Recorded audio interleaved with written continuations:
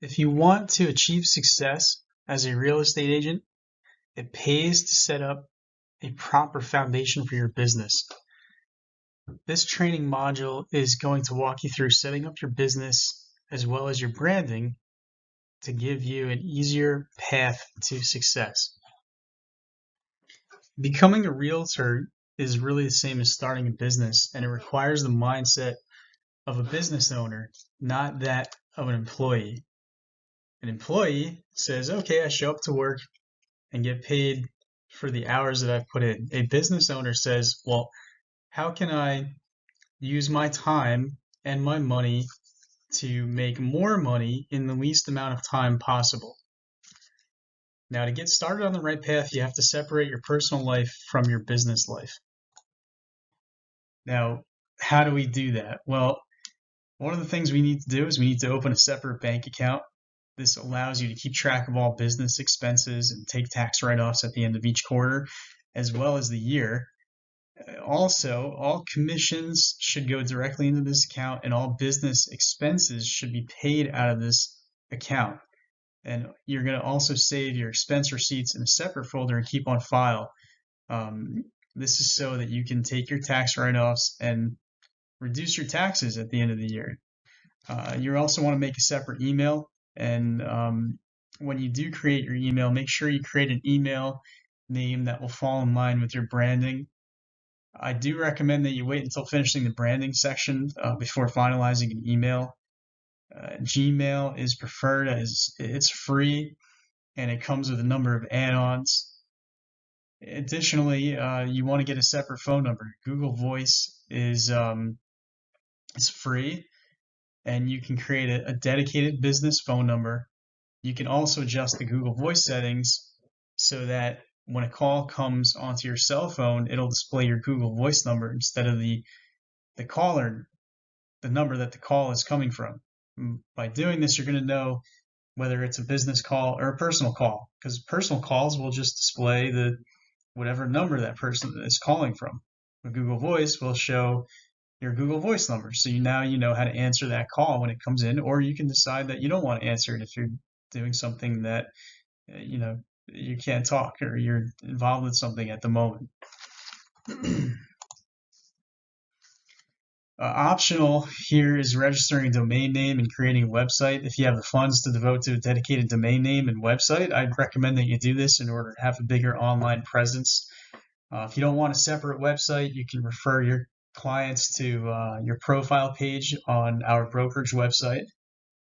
We can also help them in searching for properties online, as we have the full IDX capabilities. Another thing that's important is taking time off. A lot of agents have the mentality that they must always be available for their clients, no matter the time of day or the day of the week. This is wrong, and it's going to lead to burnout. I highly recommend that you set working hours and off hours. During off hours, put the phone away and spend time with yourself and your family. Don't take any business calls or emails.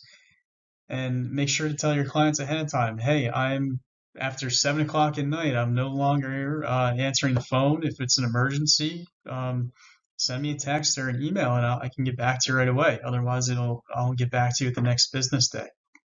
For example, with myself, before 9 and after 6:30, all my calls default to a voicemail with a message that says, you've reached me outside of my normal business hours. All calls will be returned the next business day. For any urgent matters, text me at, and then I have my phone number listed there, or email me at, and then I have my email listed in there. I have not had any problems with this. People respect that. And if it is something urgent, they will text me, and then I'll try to get back to them when I have a second to respond. Weekends, in our business, weekend work is sometimes required, and I recommend that when you work on the weekend, make sure you take a day off during the week to give yourself some additional rest. All right. Now that we've covered the business setup, we're going to get into branding.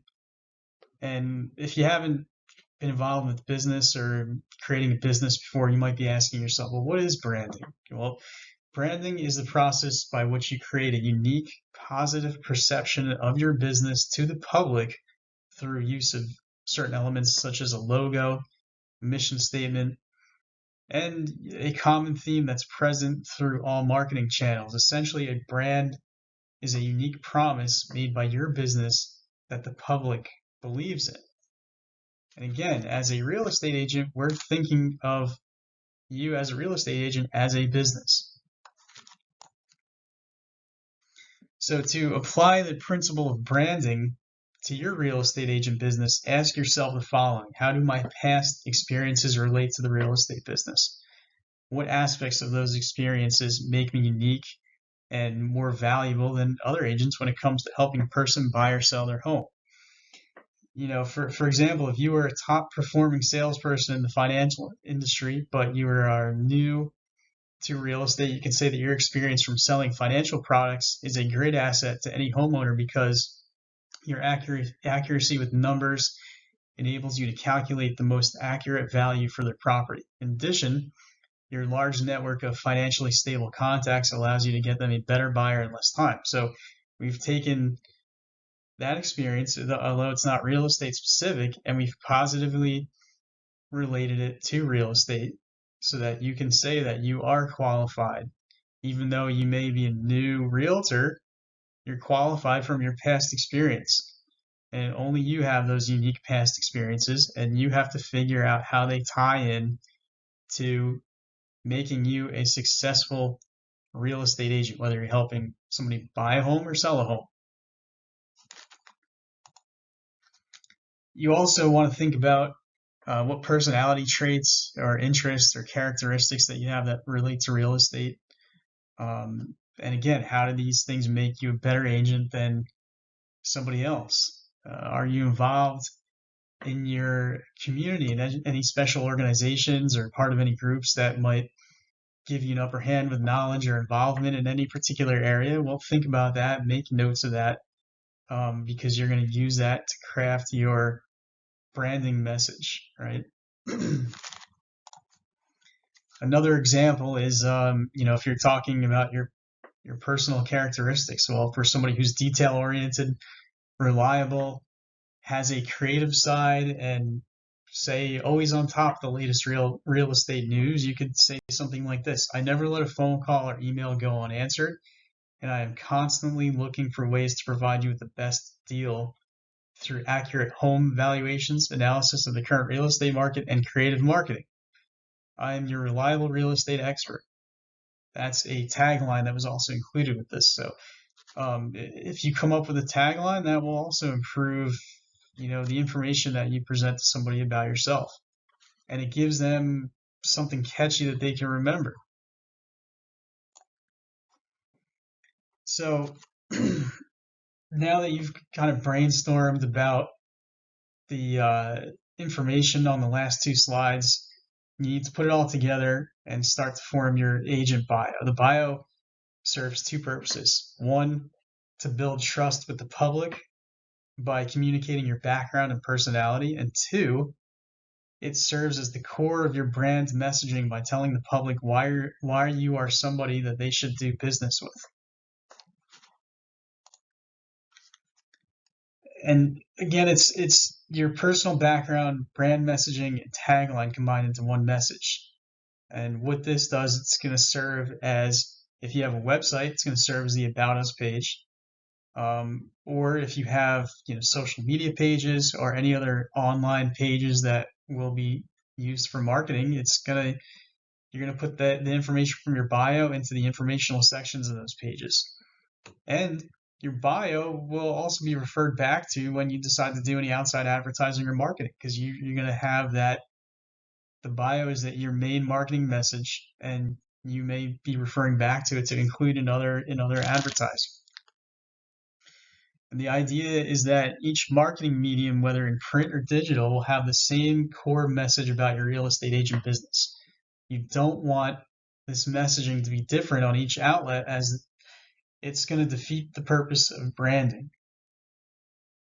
I also recommend that you include the agent bio with any information you provide to a prospective client when you first meet them. If you meet a seller, bring your bio along with your business card and any other pertinent information that you may want to include, which we'll discuss later on. If you're meeting a buyer, if you're meeting them at a property, well, bring your bio, bring the information about the property, bring your business card, and then maybe even a buyer guide that we have. Again, we'll discuss more of that later on. Another part of the branding message is getting a professional headshot. I would say it's a requirement in this business. All the research shows that when there's a picture of the individual on their business card or other marketing medium, the public has an easier time remembering who they are than if there was no picture present at all.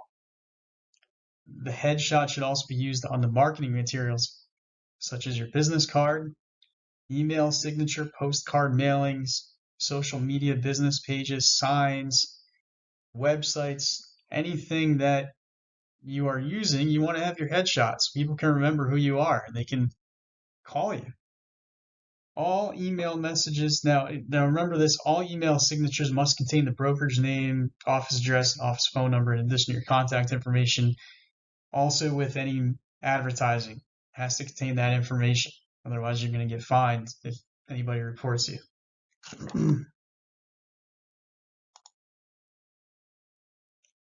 Now, with regards to social media,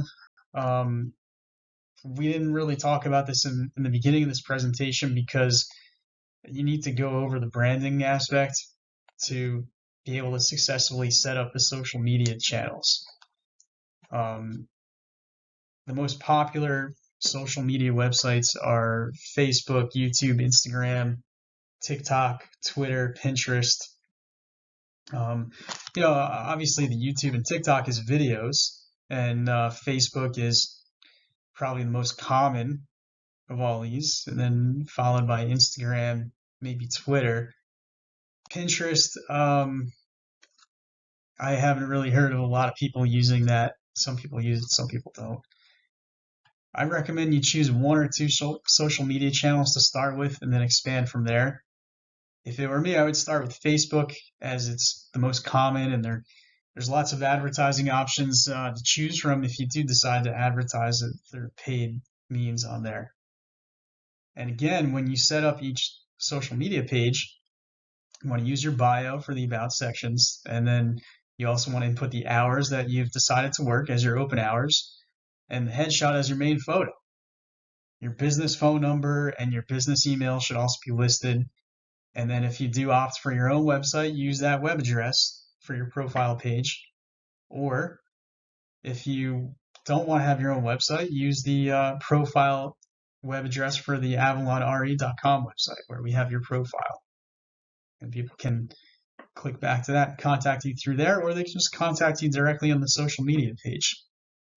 Now, if you want additional photos or background pictures for your pages, I recommend you go to the pixels.com website right here. They have free real estate photos that you can use that are licensed specifically for that purpose, so you should not have any copyright issues with that. Don't go on Google image search and just download images and put them on your your website or your social media pages.